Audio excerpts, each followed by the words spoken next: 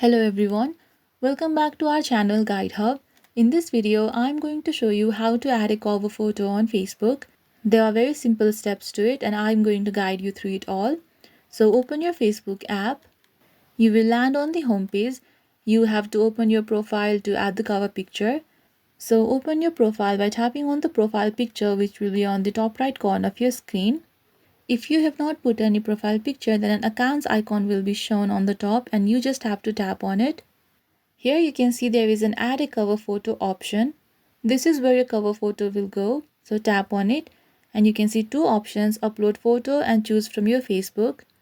If you already have photos on your Facebook account and you want one of them to be on your cover photo, then you can tap the option here and choose from them. But if you want to upload a new photo from your gallery, then tap on the upload photo option. Then your gallery will open. Tap on the photo that you want to put as your cover photo and then tap on save. Here you can see that the cover photo has been added. So it is this simple to add a cover photo on Facebook.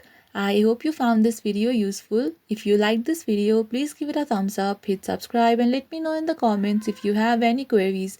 Thank you for watching.